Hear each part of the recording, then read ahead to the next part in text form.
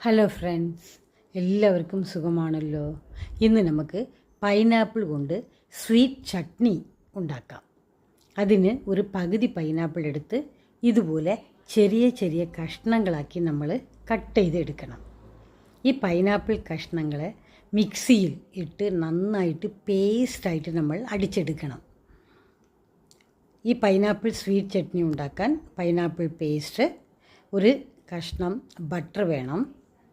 അത് കഴിഞ്ഞ് 4 ഏലക്ക, 1 ഗ്രാമ്പ്, 1/4 ടീസ്പൂൺ ജീരകം, 1/4 ടീസ്പൂൺ കുരുമുളക്, ഇത്രയും വേണം. ഇത് നമ്മൾ മിക്സിയിൽ പൊടിച്ചങ്ങ് എടുക്കണം. ഒരു പാൻ അടുപ്പിൽ വയ്ക്കുക. അതിൽ ഈ ബട്ടർ ചേർക്കുക. ബട്ടർ നന്നായിട്ട് ഉരുകിയതിന് ശേഷം പൈനാപ്പിൾ പേസ്റ്റ് അതിൽ കൂടെ ചേർത്ത് നന്നായിട്ട് നമ്മൾ ഇളക്കി അങ്ങ് എടുക്കണം. ഈ വെള്ളം എല്ലാം വറ്റണം. വെള്ളം വറ്റി നല്ല കുറുകി വരണം. ആ രീതിയിലാണ് നമ്മളിതിനെ ഇളക്കിയെടുക്കേണ്ടത്. ഇതിൻ്റെ കൂടെ നമുക്ക് മധുരത്തിന് പഞ്ചസാര, 8 സ്പൂൺ പഞ്ചസാര അല്ലെങ്കിൽ ഒരു 6 സ്പൂൺ നാട്ടു ശർക്കര ചേർക്കാം. പഞ്ചസാര ചേർക്കുകയാണെങ്കിൽ കളർ ചേഞ്ച് ആവില്ല, ഇതുപോലെ മഞ്ഞ കളറിൽ തന്നെ കിട്ടും. അതേസമയം നാട്ടു ശർക്കര ചേർത്ത് കഴിഞ്ഞാൽ ബ്രൗൺ കളറിലാവും. പിന്നെ നാട്ടു ശർക്കര നല്ലതായതുകൊണ്ടാണ് ഞാൻ നാട്ടു ശർക്കര എടുത്തത്.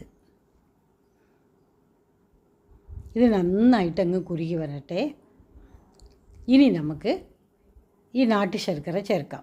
ചേർത്ത് ഇതിനെ നന്നായിട്ട് നമ്മൾ ഇളക്കിയെടുക്കണം.